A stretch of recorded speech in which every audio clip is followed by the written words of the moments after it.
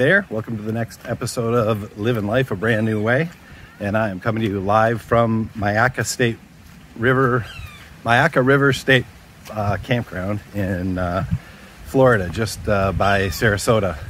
And I just landed here today, but this episode I'm actually going to be talking to you about exactly that, where you can stay if you're traveling around trying to live in your RV, and some of the different options that you have, because there are quite a few.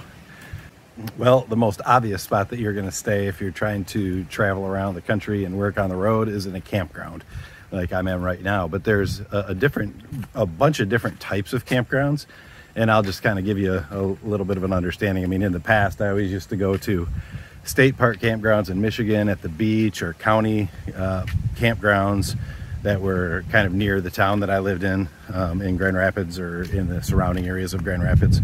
But as we started to hit the road, I finally got an understanding of what those campgrounds are that you see right off of an exit, where you've got a lake and you've got a bunch of campers around it, maybe 50, 60 campers. And every time I drove by there, I always was saying, who in the world would want to camp there? Because that's not the type of camping I was accustomed to. But when you're starting to embark in the van lifestyle, those campgrounds are excellent, just like hotels at exits, where you get off, go check into the hotel, sleep, get up in the morning and travel on. Those type of campgrounds are there just for the same thing, but they're for people that are RVs.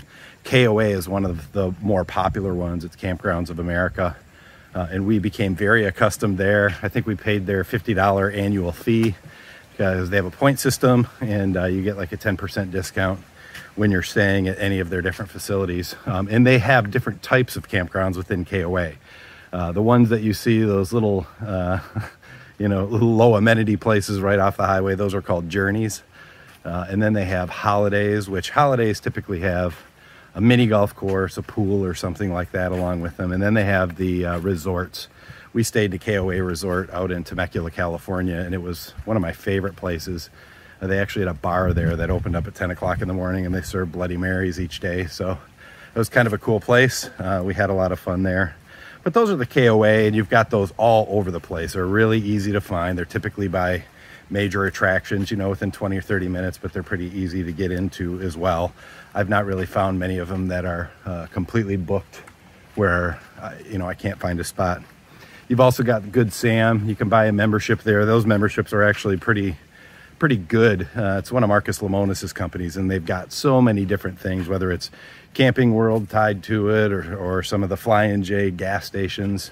But they have some discounts. But from a campground perspective, I don't know. It's I don't necessarily like the way their search works. But we just did stay in a Good Sam campground, which was Red Coconuts, right on Fort Myers Beach, and it was a beautiful location, low amenities, but it really didn't matter because you had everything right there within your reach. But that was so those are some of the Good Sam, but there's a lot of them, and I usually like to look at the ratings just to make sure I'm not pulling into some crazy campground. So once you get beyond those types of campgrounds, then you look at more of like the state parks. Down here in Florida, there's beautiful state. This one I'm in right now, Myakka River State Park, is gorgeous, and the campsites are bigger. There's a canopy walk. There's 38 miles of hiking trails here. There's tons of biking trails, a lot of woods. There's alligators. There's fishing. This park is just massive, and they've got tons of stuff that you can do. And one of the best things is it's $26 a night. Versus, last night we stayed at the Red Coconut. It was $115 a night, but it's right on the beach, literally steps away from the beach. So it's a lot different situation. But for $26 a night, you can get into these state campgrounds. However, because they're inexpensive and because they are so cool and such a bang for your buck, they're not easy to find. I use a site called Wandering Lab, and you can go in there and put the state campground, the Florida State Campground that you'd like to stay in, and it will ping the site over and over. And if there's any cancellations, you get notified. So then you get a text message that says there's availability, and then you click reserve within that text message, and then you end up on the site and you have to click reserve really quickly. I've delayed sometimes as many as like 2 seconds, and by the time I got there, the inventory was gone. but it's kind of fun. It's a little bit of a gamification added to the experience. But we ended up getting a week at John Pennekamp, which is down in Key Largo, and it's got the only live coral reef off of North America. So beautiful, beautiful place. We can't wait to go. We're going to be snorkeling. And here at Mayaca, about 5 days ago, I got an alert and boom, boom, got it. So really, really difficult to get these, especially in Florida. I'm not saying it's that way everywhere, but after the pandemic, it's really kind of increased the amount of people are out there traveling around. But, you know, winter in Florida is busy anyway. So those are about 26 bucks, you know, might be anywhere between $20 and $50 or $40 for a state campground.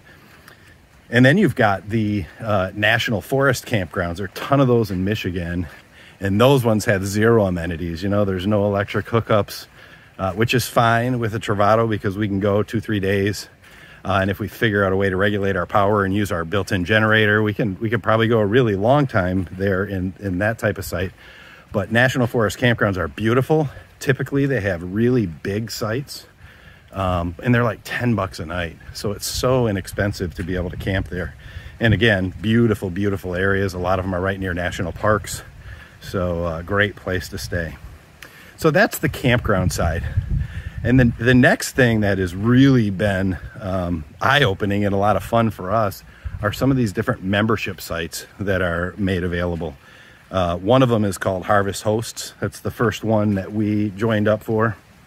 And Harvest Host is a network. I think there's around 3,000 different locations in the United States of, there are wineries, there's distilleries, breweries, farms, there's some attractions, but all of these places will allow you, if you call ahead and they have availability, to pull in and spend the night at their location. And all they ask in exchange is that you spend some money or, you know, use the services that they have there. The first one we went to is called Cellar 1941, which is up in Cedar Lake, Michigan. And you are in a cherry and apple orchard and everything. There's corn and everything. And when you're up there right outside of the building, you look and you just see the beautiful, beautiful farmland. But then in the distance, you can also see Lake Michigan, and I think you can see Torch Lake as well.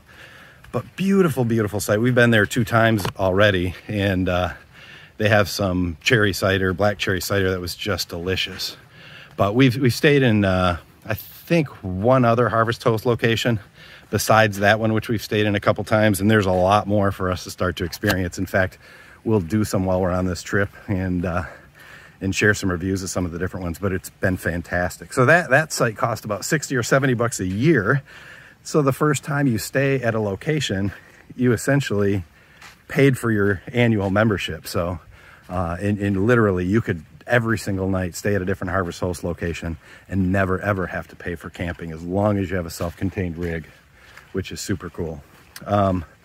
The other site, it's a newer one, and we've tried it a couple times, but it's called Boondockers Welcome. And that is other RV enthusiasts who basically say, hey, if you're out and about and you want to pull in our driveway for a night or 2 or 3, or they typically put limits on it, you can do that. And they even will allow you typically to get water, fill up, and usually plug in, which is great. So then you've got the amenities of a campground. Sometimes they'll ask you to kick in $5 or $10 for a donation for it, but it's fantastic. We stayed in a place on Siesta Key at a guy's house right around the corner from the village. And the house is probably, you know, $2.5 million house. And we're backed right up in his driveway. I think we spent 2 nights there, and we could walk to the village in probably less than 300 yards.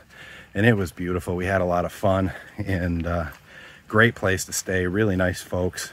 And also, you know, when you're staying at these places, whether it's Harvest Host or whether it's Boondockers Welcome, you've got people who are interested in your story, interested in what you're doing. They're interested in what you're interested in. And it's just a great place to hang out and have good conversations. So those are some of the membership sites that actually facilitate boondocking. But then there's just straight out boondocking. You know, whether you want to, if you're out west and you want to go to BLM, which is Bureau of Land Management, but it's BLM land, like millions of acres of land. And if you want to go camping, you just pull in there and camp and boondock. I saw a lot of that happening out in New Mexico when we were out there, and it's just kind of bizarre, but super cool when you see, you're driving out in the middle of the desert and you just see a rig like way out in the distance, and it's all flat all around.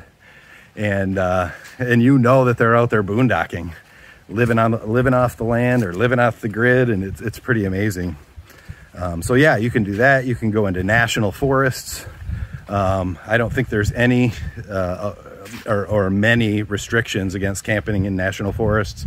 You just have to stay a certain amount of feet off the road or away from water sources, and I would encourage you to look all that stuff up. But yeah, when you're living on the road, you have a lot of different options and a lot of different opportunities. One of the other things that we recently took advantage of is Walmart's, Cracker Barrels, Sam's Clubs, Cabela's. A lot of those types of places typically allow you to pull in and sleep overnight one night. We did a Cracker Barrel recently, and there was 4 other rigs in the parking lot along with us when we woke up in the morning. But great place. You have an opportunity to eat dinner before you go to sleep in the parking lot, or you can get up and have breakfast in the morning and do that. So those types of locations to stay in are pretty cool. I think it's a little more exciting. And then you've got stealth camping, where you just pull up on a street or whatever and camp, which is, you know, a little disconcerting, I'm sure, and you know, it might be a little bit difficult to sleep if you're a high anxiety person, because you're afraid that someone's going to come knock on your window or tell you can't sleep there or whatever. But yeah, that's stealth camping, and you know, people do it, but you got to be careful because it's not legal, and sometimes you're going to be asked to move, but that could happen to you anywhere.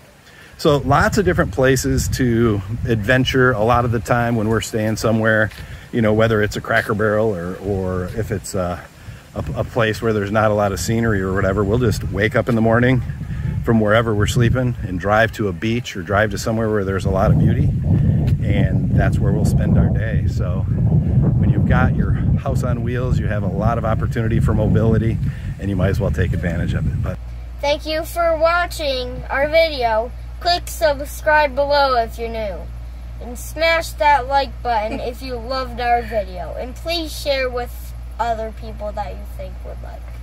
Bye. Have a great day. Thank you.